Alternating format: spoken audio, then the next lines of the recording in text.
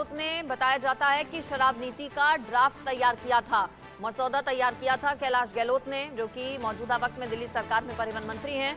उन्हें भी ईडी की ओर से नोटिस जारी किया गया, पूछताछ के लिए बुलाया गया और इस वक्त ईडी कार्यालय में मौजूद हैं, ईडी दफ्तर में मौजूद हैं केजरीवाल के मंत्री गहलोत। शराब घोटाले में पूछताछ के लिए एजेंसी ने समन भेजा था। पॉलिसी जिस टीम की ओर से बनाई गई थी उस टीम का सदस्य कैलाश गहलोत थे। शराब नीति केस में दिल्ली के मुख्यमंत्री अरविंद केजरीवाल पहले से ही ईडी की गिरफ्त में हैं और अब उनके करीबी मंत्री कैलाश गहलोत को ईडी ने पूछताछ के लिए बुलाया है। ईडी दफ्तर में फिलहाल मौजूद हैं कैलाश गहलोत। नजफगढ़ से आम आदमी पार्टी के विधायक हैं, केजरीवाल सरकार में परिवहन, गृह और कानून मंत्री हैं कैलाश गहलोत। मुश्किलें कैलाश गहलोत की बढ़ सकती हैं। पूछताछ के लिए फिलहाल समन जारी कर ईडी की टीम की ओर से कैलाश गहलोत को बुलाया गया है। तत्काल पूछताछ के लिए ईडी ने यह नोटिस जारी किया। गहलोत से पीएमएलए के तहत अपना बयान दर्ज कराने के लिए ईडी की टीम की ओर से कहा गया है। दरअसल एजेंसी ईडी की टीम का यह कहना है कि गहलोत मंत्रियों के उस समूह का हिस्सा थे, उस ग्रुप का हिस्सा थे जिन्होंने शराब नीति का ड्राफ्ट तैयार किया था।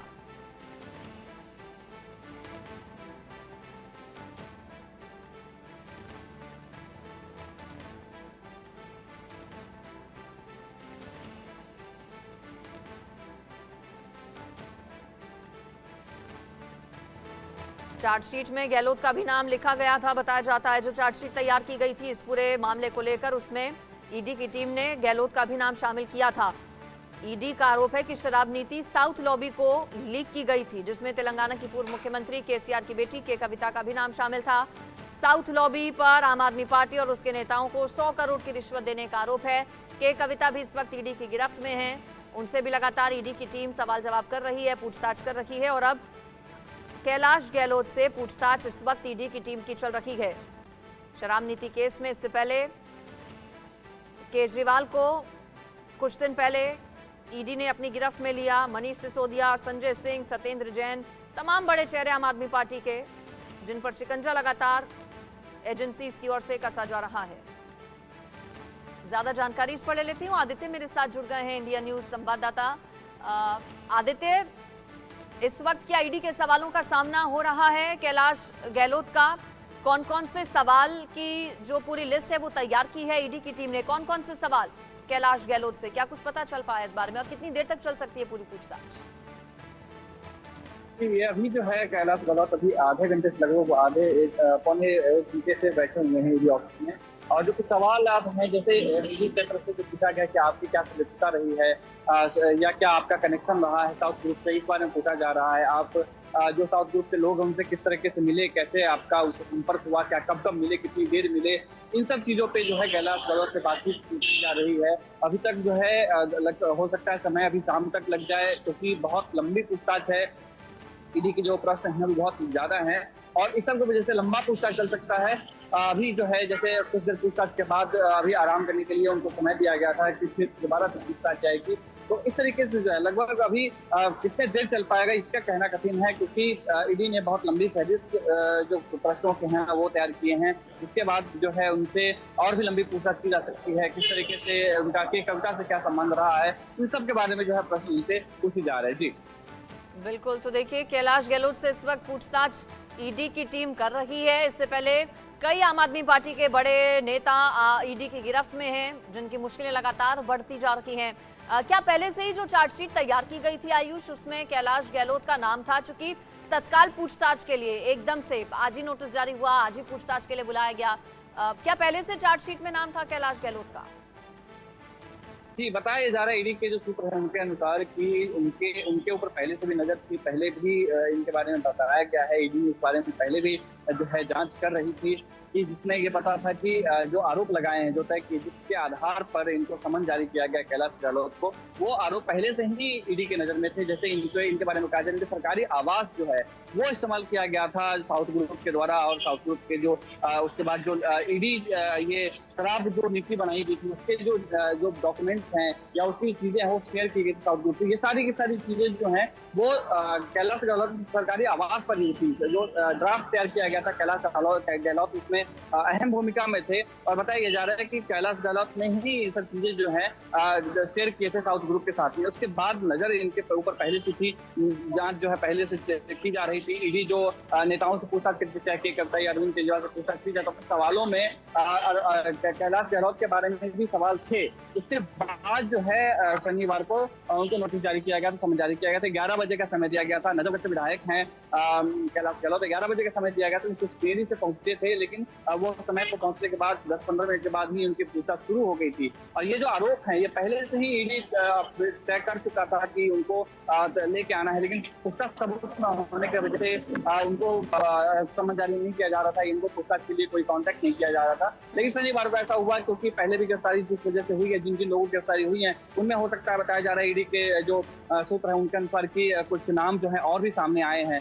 कैलाश गहलोत के भी नाम इसी में सामने आए हैं। कैलाश गहलोत के अलावा भी कुछ लोगों के नाम और भी हैं जो और भी आ सकते हैं। तो हो सकता है कि आम आदमी पार्टी के और जो दिल्ली की सरकार में जो और भी लोग हैं, उन सबकी जो भागीदारी, उन सबकी हिस्सेदारी है, वो शराब नीति वाले में रहे हैं। तो उन सबको भी नोटिस जारी किया जा सकता है। आने वाले कुछ दिनों में जो है ये कैलाश गहलोत की मुश्किलें जो हैं और बढ़ने वाली हैं। जी, क्या विजय नायर को लेकर भी आदित्य सवाल होंगे? चूंकि बताया जाता है कि दिल्ली शराब घोटाले में तो गहलोत का नाम है ही, जो नीति तैयार की गई थी, जो ड्राफ्ट तैयार किया गया था उसमें नाम है, लेकिन एक और अलग से केस है कैलाश गहलोत के खिलाफ। जो सरकारी बंगला उन्हें आवंटित किया गया था, उसमें विजय नायर को रुकवाया गया था उनकी ओर से, और इस पूरे मामले की जांच सीबीआई से करवाए जाने की बात कही गई थी।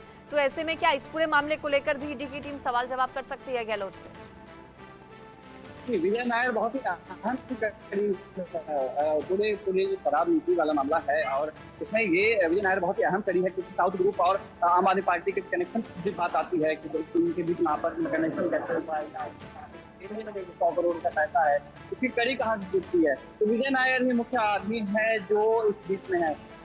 ईडी ने जो आरोप लगाया है वो सीधा सीधा है ये कि जो गहलोत है, कैलाश गहलोत के सरकारी आवास पर ही, जब उस वक्त ये उनको रुकवाया गया था उनके आवास, सरकारी आवास पर, उसी वक्त ये पूरा का पूरा जो डाटा है, डॉक्यूमेंटेशन है, ये सब लीक जो किया गया था। तो बहुत ही अहम है विजय नायर का सवाल जो है, और विजय नायर ही ऐसा मुख्य आदमी है जिसके सवाल जवाब जो कैलाश गहलोत से किए जा रहे हैं। यही इन्हीं बारे में जो के कविता से बिल्कुल, यानी कि ये साफ है कि आगे आने वाले दिनों में कैलाश गहलोत की भी मुश्किलें बढ़ सकती हैं। अब सवाल ये कि क्या उन पर गिरफ्तारी की तलवार भी लटकेगी। बहरहाल आज कितने घंटे ये पूछताछ चलती है ईडी की कैलाश गहलोत से, ये देखना होगा। आपका फिलहाल शुक्रिया आदित्य इस पूरी खबर पर जानकारी देने के लिए। दिल्ली सरकार में मंत्री गोपाल राय की ओर से क्या कहा गया है, साथ ही साथ दिल्ली बीजेपी अध्यक्ष वीरेंद्र सचदेवा की भी बाइट आपको सुनवाते हैं। मचको इंडिया अलायंस की महारैली है और उस पर बातचीत करने के लिए हमारे साथ गोपाल राय जी मौजूद हैं। सर, ये जो महारैली है वो कितनी महत्वपूर्ण है और उसमें कौन कौन आएगा? देखिए, आज की जो परिस्थिति है, उस परिस्थिति में पूरे देश के अंदर आज लोकतंत्र खतरे में है। पूरे देश के अंदर तानाशाही थोपी जा रही है।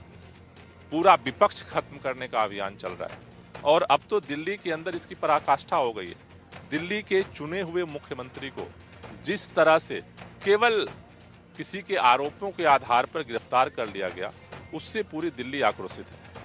पूरे देश के अंदर जो ये अभियान चल रहा है तानाशाही का, उसके खिलाफ इस लोकतंत्र की रक्षा के लिए इंडिया गठबंधन के सभी जो प्रमुख दल हैं, उनके सभी शीर्ष नेता कल आ रहे हैं और कल रामलीला मैदान से तानाशाही हटाओ लोकतंत्र बचाओ का नारा जो है यहाँ से गूंजेगा, आवाज गूंजेगी।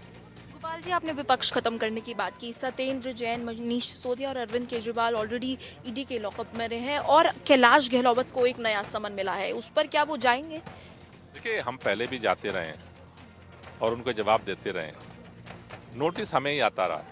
अब देश थोड़ा ये जानना चाहता है कि भाई आरोपों के आधार पर आप फटाफट नोटिस जारी करते हो, लेकिन इसी शराब घोटाले के आरोप में आपने शरद रेड्डी को नोटिस दिया, उनको गिरफ्तार किया, उनको बेल हो गई और भारतीय जनता पार्टी ने 60 करोड़ रुपया उनसे ले लिया।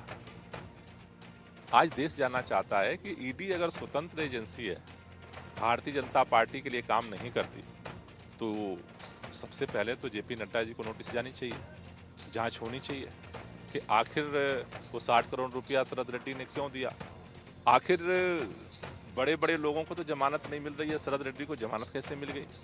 तो इसकी तो जांच होनी चाहिए। तो मुझे लगता है कि ईडी को सबसे पहले नोटिस जो है भारतीय जनता पार्टी के राष्ट्रीय अध्यक्ष को देना चाहिए। मुझे लगता है कि सबूत भी वहां पर है और सारा घटनाक्रम भी वहां है। वहां मुझे लगता है कि वहां से सच सामने आएगा। गोपाल जी, आखिरी सवाल, देखिए ये कयास लगाया जा रहा है कि सुनीता केजरीवाल आएंगी। भाजपा के खेमे से लगातार ये कहा जा रहा है कि कहीं ना कहीं आम आदमी पार्टी राबड़ी मॉडल को दोहराने की कोशिश कर रही है, उस पर क्या कहें? भारतीय जनता पार्टी की बेचैनी ये नहीं है, बेचैनी है काम कैसे हो रहा है। उसकी बेचैनी है अरविंद केजरीवाल जेल से काम कैसे कर रहे हैं। पहले बेचैनी थे बाहर से कैसे काम कर रहे थे, तो सारी एड़ी चोटी लगाते थे काम रोको काम रोको काम रोको। उनको लगा कि अब बाहर रह के तो काम नहीं रोक सकते, जेल में डाल दो।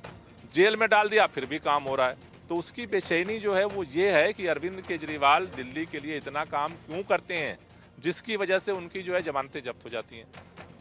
असली डर उनका ये है।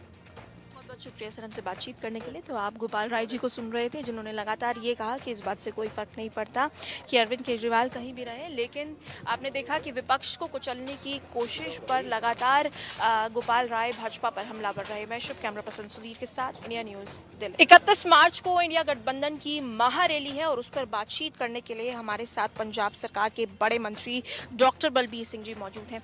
बलबीर जी, भारतीय जनता पार्टी की तरफ से लगातार कहा जा रहा है कि कहीं ना कहीं आपका मनोबल टूटता नजर आ रहा है, समन का आप लोग सम्मान नहीं करें, उस पर क्या करें? देखो, ये आपके सामने है जी, जितने अपोजिशन पार्टीज हैं उनको ईडी के समन जा रहे हैं। अब जिसने प्रोसीड्स ऑफ क्राइम, जिसने भ्रष्टाचार के पैसे लिए हैं और जिसने दिए हैं, देने वाला शरद चंद्र रेड्डी है और लेने वाला बीजेपी और जेपी नड्डा जी की पार्टी है, उनको समन कब जाएंगे? $1 मिलियन क्वेश्चन ये है। सारा देश 140 करोड़ लोग ये जानना चाहते हैं कि जो बीजेपी है, जो नड्डा जी हैं, उनको समन कब जाएंगे? जब एक लेवल प्लेइंग फील्ड तो तभी होगा ना जी। जिसने प्रोसीड्स ऑफ क्राइम लिए हैं उसको तो पहले जाने चाहिए, उनको समन कब जाएंगे? हमें तो समन भेजते रहते हैं। बलबीर जी, आम आदमी पार्टी की तरफ से चाहे रिंकू जी की बात की जाए, वो भाजपा में शामिल हो गए, तो कहीं ना कहीं पार्टी टूट रही है अरविंद केजरीवाल के अंदर जाने से? इनका मकसद ये है कि अरविंद केजरीवाल जी को जेल में बंद करो और पार्टियां तोड़ दो। इन्होंने ऐसा किया भी है, इन्होंने शिवसेना तोड़ी है, इन्होंने एनसीपी तोड़ी है, अभी लेटेस्ट इन्होंने जो हिमाचल में लगे हुए हैं और भी बहुत सारी पार्टियां तोड़ी हैं, अकाली दल को ख़त्म कर दिया इन्होंने। तो इनका मकसद तो यही है, लेकिन ये पार्टी टूटेगी नहीं, ये पार्टी टूटेगी नहीं। जितना उसको तोड़ने की कोशिश करेंगे और मजबूत होकर सामने आएगी। ऐसा कोई खास बात नहीं है इसमें। This is something very minor. उसने अपना नुकसान किया है, इससे आम आदमी पार्टी का नुकसान नहीं होगा, इसमें बीजेपी का नुकसान होगा। करने वाले कौन है जी? कर कौन रहा है? बीजेपी वाले कर रहे हैं। तो उसमें मतलब इसमें बीजेपी का नुकसान होगा, उस शख्स का नुकसान होगा। आदमी पार्टी और स्ट्रॉन्गर होगी, प्योर होगी, स्ट्रॉन्गर होगी। बलबीर जी, आम आदमी पार्टी के लिए सबसे मुश्किल समय है। कैलाश गहलोत को भी एक और समन जारी किया गया, क्या कैलाश गहलोत आएंगे? बिल्कुल जी, हमारे लीडर तो जाते हैं, हमारे लीडर तो भागते नहीं हैं।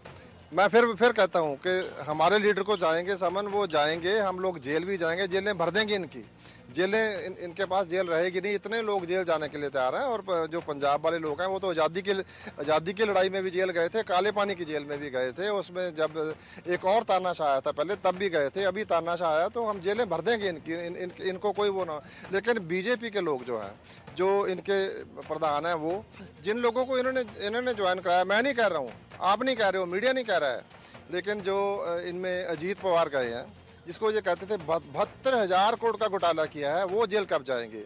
जो कारगिल के कहते थे, जो आदर्श कॉलोनी वाले कहते थे, जो वहाँ पे आदर्श कॉलोनी स्कैम हुआ था, जो कि मतलब जिन लोगों ने आज़ादी की लड़ाई लड़ी थी, आज़ादी के बाद कारगिल वार वाले जो शहीद थे, उनके नाम पे जिसने घोटाला किया है, तो वो बीजेपी में चले गए। उनके खिलाफ कार्रवाई कब होगी? सवाल तो ये है सारे। अभी जो अब लेटेस्ट है, वो जिसको कहते थे कि बहुत बड़ा स्कैंडल किया, 8,000-9,000 करोड़ का किया था, प्रफुल्ल पटेल, उनको समन कब जाएंगे? वो कैसे बरी हो गए? जो बीजेपी में चला जाता है वो दूध का धुला कैसे हो जाता है? लोग ये सवाल पूछ रहे हैं, हर गाँव में पूछ रहे हैं। बेहद महत्वपूर्ण सवाल आपने उठाया। मैं आपसे आखिरी सवाल लूंगी सर। ये कहा जा रहा है भाजपा की तरफ से कि सुनीता केजरीवाल जो है वो एक बैकअप प्लान है, और सर क्या अरविंद केजरीवाल के अंदर जाने से आपकी पंजाब की लोकसभा सीटों पर कितना असर पड़ेगा? इनको केजरीवाल के नाइटमेयर्स आते हैं। केजरीवाल जी हमारे मुख्यमंत्री थे, केजरीवाल जी हमारे मुख्यमंत्री हैं, केजरीवाल जी हमारे मुख्यमंत्री रहेंगे। अभी इनको हाई कोर्ट ने भी कह दिया कि आप बताओ किस कानून के तहत उसको उठा सकते हो। कोई ऐसी प्रोविजन नहीं है कि जो मुख्यमंत्री है वो जेल से नामांकन करे। अभी इनको छोड़ना पड़ेगा, उनको, इनके पास कोई बेसिस नहीं है, कोई लीगल बेसिस नहीं है। झूठा केस है, फर्जी केस है।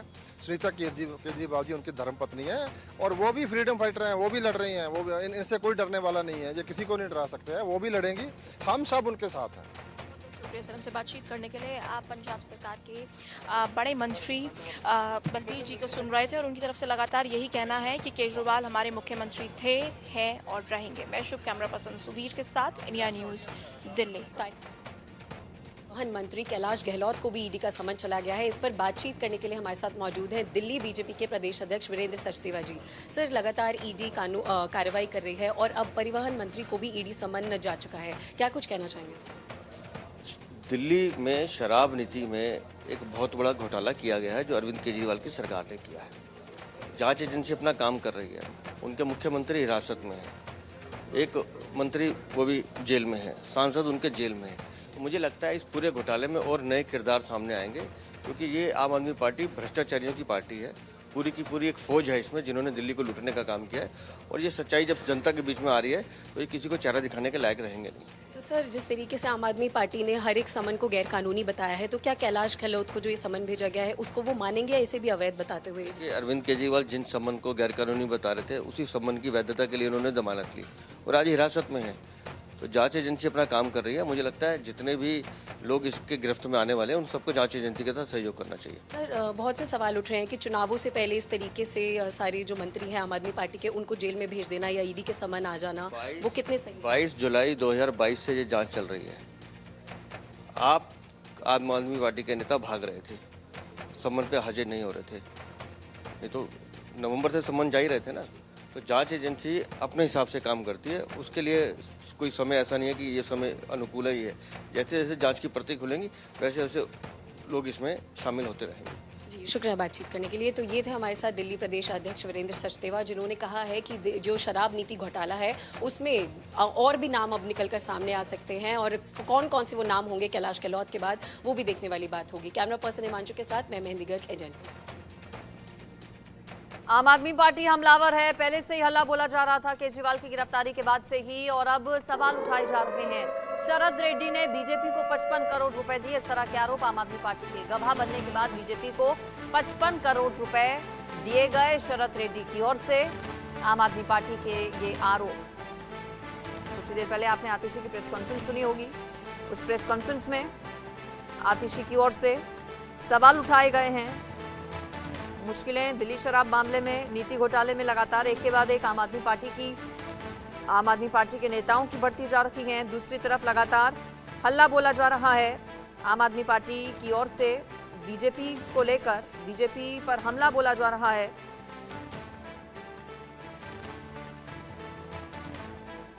गवाह बनने के बाद 55 करोड़ रुपए दिए गए शरद रेड्डी की ओर से भारतीय जनता पार्टी को, ये आरोप आम आदमी पार्टी के।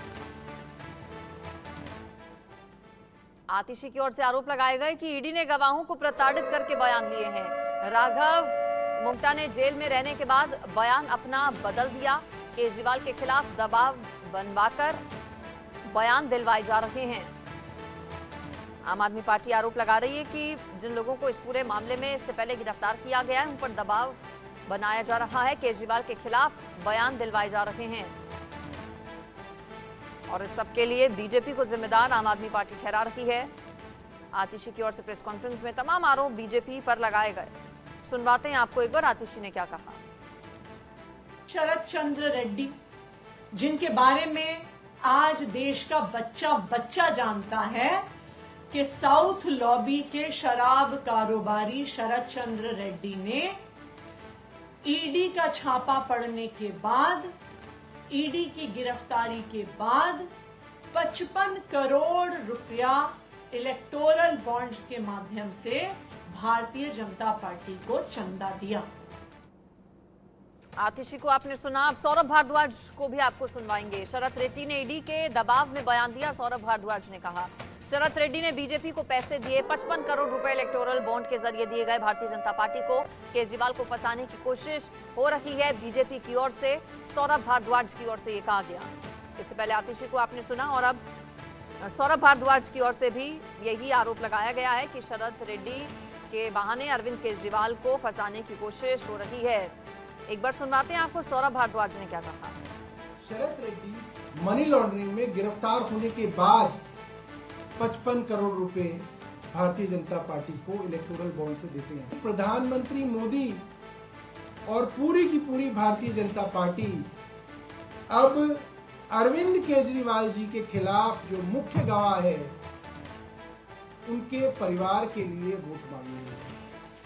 हमारा सवाल है, ये रिश्ता क्या कहलाता है? हर आदमी जो अरविंद केजरीवाल के खिलाफ इतने दबाव के बाद, जेल डालने के बाद गवाही देता है, वो कहीं ना कहीं भारतीय जनता पार्टी से सीधा जुड़ा हुआ है। ऐसा नहीं कि कोई दूर का रिश्ते नाता करके जुड़ा हुआ है, सीधा जुड़ा हुआ है। एमएसआर को भारतीय जनता पार्टी के एनडीए के टीडीपी ने अपना उम्मीदवार बनाया है और वो पिछले कई दिनों से वहां पे कैंपेनिंग कर रहे हैं। खबरों में रुकेंगे फिलहाल एक ब्रेक के लिए।